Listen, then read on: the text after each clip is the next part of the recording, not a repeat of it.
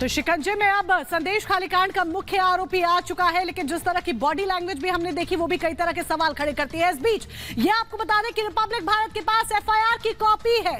धारा 147, धारा 148, इसके अलावा बात 323 सेक्शन की कर लीजिए, 149, 353, 427, 506, 34 के तहत केस दर्ज किया गया है। ये धाराएं लगाई गई है और रिपब्लिक भारत के पास एक्सक्लूसिव कॉपी है एफआईआर की। बड़ी जानकारी हम आप तक पहुंचा रहे हैं। तो लगातार संदेश खाली का मुद्दा सुर्खियों में बना हुआ है और ये धारा की कॉपी, ये देखिए धाराएं जो लगी है वो भी हम आपको बता रहे हैं। इसके साथ ही एफआईआर की कॉपी भी हम आपको दिखा रहे हैं जो इस वक्त आपकी टीवी स्क्रीन पर है। अब 10 दिन की रिमांड में भेजा जा चुका है संदेश खाली कांड के मुख्य आरोपी को, जिसके ऊपर संगीन आरोप लगे हुए हैं, जिसके ऊपर बड़े आरोप लगे हैं। और इसी बीच शाहजहां की गिरफ्तारी पर शुभेंदु अधिकारी ने कहा ये गिरफ्तारी नहीं है बल्कि मिली भगत है। जी हां, उनका कहना है कि सीबीआई मामले को टेक ओवर करें, पूरे रैकेट को जेल भेजना चाहिए। एक लंबा चौड़ा रैकेट है जिसको जेल भेजना चाहिए और एक म्यूचुअल एडजस्टमेंट है। इसको सीधे तौर पर मिली भगत गिरफ्तारी कह रहे हैं शुभेंदु अधिकारी। और उनका ये कहना है कि लंबा चौड़ा ये रैकेट है, सभी की गिरफ्तारी होनी चाहिए, सख्त एक्शन होना चाहिए। अभी जो कदम उठाए जा रहे हैं उससे संतुष्ट नहीं दिख रही है बीजेपी। अरे बार बार भाई बोल रहा हूँ, अरेस्ट नहीं है, ये म्यूचुअल एडजस्टमेंट है।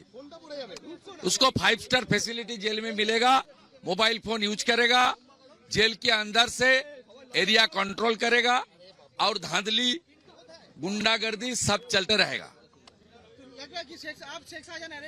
नहीं, अरे अरेस्ट भाई नहीं हुआ। बार बार same language you are uttering that unbullshit. Our demand is very clear, ED and CBI should take the matter and उसको अंदर करना चाहिए और उसका खिलाफ एक्शन होना चाहिए। और शाहजहां नहीं, उनका जो रैकेट है सिराजुद्दीन, आलमगीर, जियारुद्दीन मुल्ला, सबको अंदर करना चाहिए।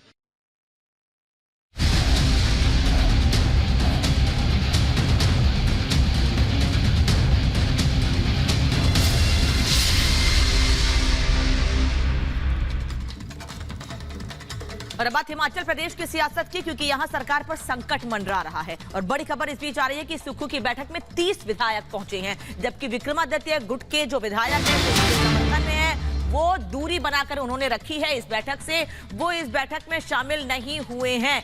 कल एक तरफ कांग्रेस के नेताओं की ओर से यह दावा किया गया कि विक्रमादित्य सिंह ने इस्तीफा वापस ले लिया है, सभी विधायक हमारे साथ हैं। वहीं लगातार सुखविंदर सिंह सुक्खू जो कि हिमाचल प्रदेश के अभी मुख्यमंत्री हैं, वो लगातार एक ही बात कह रहे हैं कि सरकार 5 साल चलेगी। लेकिन अगर केवल 30 विधायक पहुंचे हैं बैठक में तो मेजोरिटी पूरी नहीं है, सरकार कैसे बचा पाएंगे। जो 6 विधायक हैं जिनको कल शिमला से पंचकुला लेकर एक बार फिर से आया गया था, उनका क्या स्टेटस है इसको लेकर अभी कोई भी जानकारी नहीं लग पाई है। लेकिन हाँ, सुक्खू की बैठक से दूरी जरूर बनाई है विक्रमादित्य ग्रुप के समर्थकों ने। तो कहीं ना कहीं जिस तरीके से ये ब्रेकफास्ट पर बुलाया गया सुक्खू की तरफ से, उसको आप नंबर गेम के तौर पर भी देख सकते हैं। और ये जो नंबर गेम निकलकर सामने आया है वो कहीं ना कहीं कमजोर, वीक नजर आ रहा है। इस बीच ये भी आपको बता दें कि जो 6 एमएलए जिन्होंने राज्यसभा चुनाव में क्रॉस वोटिंग की, उन 6 विधायकों पर आज फैसला संभव है। थोड़ी ही देर में स्पीकर अपना फैसला सुना सकते हैं और इसी फैसले का इंतजार हो रहा है और इनके खिलाफ याचिका भी दायर। दल बदल की शिकायत की थी, 6 एमएलए को अयोग्य घोषित करने की मांग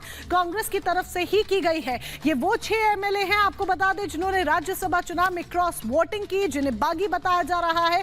और लगातार इससे जुड़ी जो अपडेट है वो भी हम आप तक पहुंचा रहे हैं, क्योंकि अब बस कुछ ही क्षणों का इंतजार आप एक तरह से मान लीजिए। स्पीकर कुछ जल्द ही अपना फैसला सुना सकते हैं, क्योंकि 11 बजे माना जा रहा था कि स्पीकर अपना फैसला सुनाएंगे। तो यानी कि कुछ ही देर में फैसला जो है स्पीकर का इस पूरे मुद्दे को लेकर सामने आ सकता है। कहीं ना कहीं हिमाचल की सियासत में इस वक्त काफी ज्यादा उठापटक देखी जा रही है और न सिर्फ कांग्रेस नेतृत्व के सामने बल्कि सुखविंदर सिंह सुक्खू के सामने भी बहुत बड़ी चुनौती है इस वक्त अपनी सरकार को बचाए रखने की, अपनी कुर्सी बचाए रखने की। और देखना होगा कि कैसे कांग्रेस नेतृत्व इस बड़ी समस्या से, इस बड़े सियासी संकट से पार पाता है।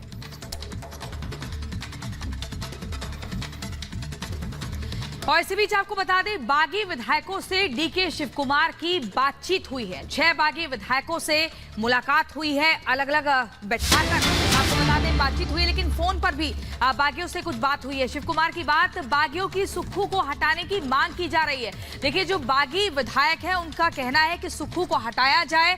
फोन पर बातचीत चल रही है। ये पर्यवेक्षक हैं जो कि कर्नाटक के डिप्टी सीएम डीके शिव कुमार, और यहां पर लगातार डैमेज कंट्रोल को लेकर एक रणनीति बनाने का प्रयास हो रहा है। मान मनोबल की कोशिश हो रही है, विधायकों की नाराजगी को समझने का प्रयास किया जा रहा है। वहीं दूसरी तरफ स्पीकर भी इन 6 विधायकों पर एक बड़ा फैसला जल्द सुना सकते हैं। लेकिन इस बीच आपको बता दें, ये वो विधायक हैं जिन्होंने क्रॉस वोटिंग की थी। दल बदल का कानून इन पर एप्लीकेबल होगा या नहीं, इसको लेकर भी थोड़ी देर में तस्वीर साफ हो जाएगी। लेकिन ये बड़ी खबर आपको बता रहे हैं, बागियों की सदस्यता जाएगी या नहीं, बड़ा सवाल है। सदस्यता खत्म होने पर एमएलए जो बचेंगे वो 62 बचेंगे। बहुमत का आंकड़ा फिर 32 हो जाएगा। पूरा जो नंबर गेम है वो आपको हम बता रहे हैं। कांग्रेस के पास जो एमएलए की संख्या है वो 34 हो जाएगी और बीजेपी के पास 25। यहां पर ये समझना होगा, जिसमें हम बागी विधायकों को हटा रहे हैं। निर्दलीय एमएलए वो 3 हैं जिन्होंने क्रॉस वोटिंग के वक्त बीजेपी को अपना समर्थन दिया था। हिमाचल में सियासी संकट क्यों है ये आपको बता रहे हैं। सुक्खू से विक्रमादित्य गुट की नाराजगी लगातार देखने को मिल रही है। कांग्रेस, हिमाचल कांग्रेस में गुटबाजी के चलते 2 धड़े बन गए हैं और दोनों ही धड़ों में अलग अलग मांगे रखी जा रही हैं। तो हिमाचल प्रदेश में सियासी संकट लगातार बरकरार है। वहीं दूसरी ओर फैसला क्या लिया जाए, किस विधायक पर क्या रणनीति तैयार की जाए, इस पर भी लगातार बातचीत हो रही है बैठकों में।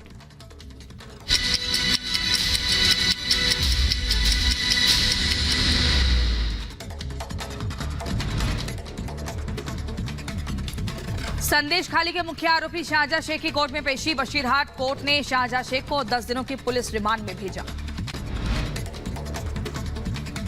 संदेश खाली में महिलाओं ने मनाया जश्न, एक दूसरे को खिलाई मिठाई। शाहजहां शेख की गिरफ्तारी के बाद लोगों में खुशी। हिमाचल में सियासी उथल पुथल के बीच सीएम सुक्खू की नाश्ता पॉलिटिक्स। विधायकों के साथ अहम बैठक कर रहे हैं Sukhu.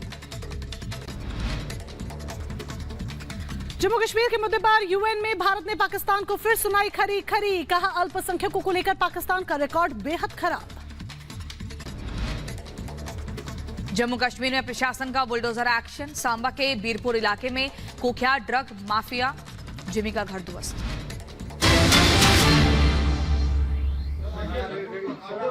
The fourth pillar of the democracy is ready for the judgment. Yes, sir. जैसा कि आप सबको विदित है, कल प्रेस में भी मैंने ये कहा था कि एंटी डिफेक्शन लॉ के तहत जो पिटीशंस 6 माननीय विधायकों के खिलाफ हमारे जो कंप्लेनेंट हैं श्री हर्षवर्धन चौहान जी, जो पार्लियामेंट्री अफेयर मिनिस्टर भी हैं, के माध्यम से हमारे सेक्रेटेरिएट को मिली और मुझे नॉट एज ए अध्यक्ष but as a chairman of the tribunal, क्योंकि सुप्रीम कोर्ट का जजमेंट है